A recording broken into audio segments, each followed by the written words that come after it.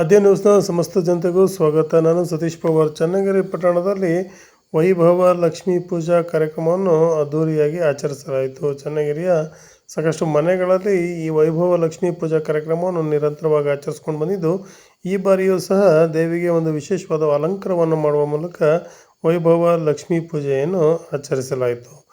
ವೈಭವ ಲಕ್ಷ್ಮೀ ಪೂಜೆಯನ್ನು ಕಾರ್ತಿಕ ಮಾಸದಲ್ಲಿ ಬಹುತೇಕ ಆಚರಣೆ ಮಾಡ್ತಾ ಇದ್ದು, ಸುಮಾರು 8 ಪೂಜೆಗಳನ್ನು ಮಾಡಲಾಗ್ತದೆ ಅಂಥೇಳಿ ಪೂಜೆ ಮಾಡಿರುವಂತಹ ಪೂರ್ಣಿಮಾ ನಟರಾಜ್ ಅವರು ಆದ್ಯ ನ್ಯೂಸ್ಗೆ ತಿಳಿಸಿದರು.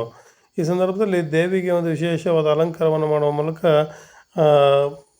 ಸಂಬಂಧಿಕರನ್ನು ಮತ್ತು ಇತರರನ್ನು ಮನೆಗೆ ಕರೆದು ಒಂದು ಪೂಜಾ ಕಾರ್ಯಕ್ರಮದಲ್ಲಿ ಭಾಗವಹಿಸುವ ಮೂಲಕ ಮಹಿಳೆಯರಿಗೆ ಅರಿಶಿನ ಕುಂಕುಮವನ್ನು ನೀಡುವ ಮೂಲಕ ಈ ವೈಭವ ಲಕ್ಷ್ಮೀ ಪೂಜೆಯನ್ನು ಒಂದು ಸಮರ್ಪಕವಾಗಿ ಆಚರಣೆ ಮಾಡಲಾಗ್ತಾ ಇದೆ ಅಂತ ಸಹ ಹೇಳಿದರು. ಓದಿ ಸತೀಶ್ ಪವಾರ್, ಚನ್ನಗಿರಿಯಿಂದ.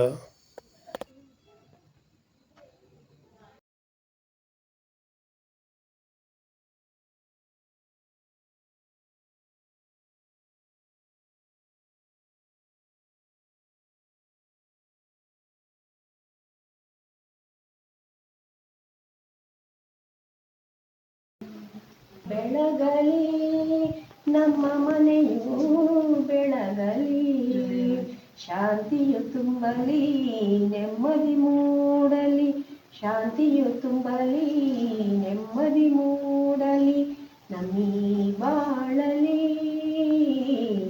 ಮನೆಯು ಬೆಳಗಲಿ.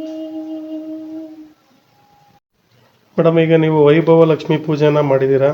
ಪೂಜೆ ಬಗ್ಗೆ, ನಿಮ್ಮ ಪೂಜಾ ಅನುಷ್ಠಾನದ ಬಗ್ಗೆ ಏನು ಅನ್ಸುತ್ತೆ ಅಂತ ಹೇಳಿ ಮೇಡಮ್. ಏನು ಅನ್ಸೋದಿಲ್ಲ, ಅದು ವೈಭವ ಲಕ್ಷ್ಮಿ ಪೂಜೆನ ನಾನು ಸುಮಾರು ಈಗ 31 ವರ್ಷದಿಂದ ಮಾಡ್ಕೊಂಬಂದಿದ್ದೀನಿ.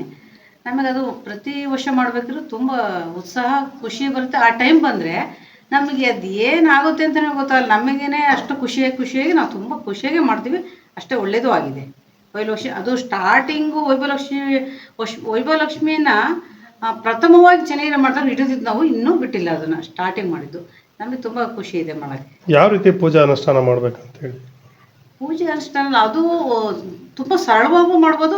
ವೈಭವ ಅಂದರೆ ವೈಭವದಿಂದನೂ ಮಾಡ್ಬೋದು, ತುಂಬ ಸರಳವಾಗೂ ಮಾಡ್ಬೋದು. ಅದು ಅವರವ್ರ ಭಕ್ತಿ, ಅವ್ರದ್ದು ಒಂದು ಬಟ್ಲಲ್ಲಿ ಒಂದು ಚಿನ್ನದ ನಾಣ್ಯ, ಚಿನ್ನದ ವಸ್ತು ಇಟ್ಬಿಟ್ಟು ಬರೋ ದರ್ಶನಕ್ಕೂ ಸಹ ವೈಭವ. ನೀವು ಯಾವ ಥರ ಮಾಡ್ಕೊಂಬಂದಿದ್ದೀರಾ ಅಂತ? ನಾವು ತುಂಬ ವೈಭವದಿಂದನೇ ಮಾಡ್ಕೊಂಬಂದಿದ್ದೀವಿ. ಅದು ಯಾವ ಥರ ಮಾಡ್ತಾ ಇದ್ದೀರಾ ಅಂತ ಅಂದರೆ ಏನಾರು ಪಠಣ ಮಾಡೋದು ಅಥವಾ ಏನಾರು ಇದೆ? ವೈಭವಲಕ್ಷ್ಮಿ ಪೂಜೆದು ಬುಕ್ ಇದೆ, ಅದನ್ನ ಓದಿನೇ ನಾವು ಮಾಡೋದು. ಮತ್ತೆ ಬೇಕು ಅಂದರಿಗೆ ಕೊಟ್ಟರೆ ಅದನ್ನ ಅವರು ನಡೆಸ್ಕೊಂಡು ಹೋಗ್ಬೇಕು. ಮತ್ತೆ ಅದು ಅವ್ರಿಗೆ ತುಂಬ ಒಳ್ಳೇದಾಗುತ್ತೆ. ಮತ್ತೆ ಅವ್ರಿಗೆ ಮುಂದುವರಿಸ್ಬೇಕು. ಈ ಥರ ಇದೆ. ಅದು ಎಷ್ಟು ದಿನದವರೆಗೆ ಮಾಡ್ಬೇಕಂತ ಹೇಳಿ? ಎಷ್ಟು ಪೂಜೆ ಮಾಡಬೇಕು? 8 ವಾರ ಮಾಡಬೇಕು. 8 ವಾರ ಪೂಜೆ ನಿರಂತರವಾಗಿ 8 ವಾರ ಅಷ್ಟಮಲಕ್ಷ್ಮಿ ಅಂತ ಪೂಜೆ ಮಾಡಬೇಕು. ಕೊನೆ ದಿನ ಇವತ್ತು ಕೊನೆ ದಿನ. ಕೊನೆ ದಿನ.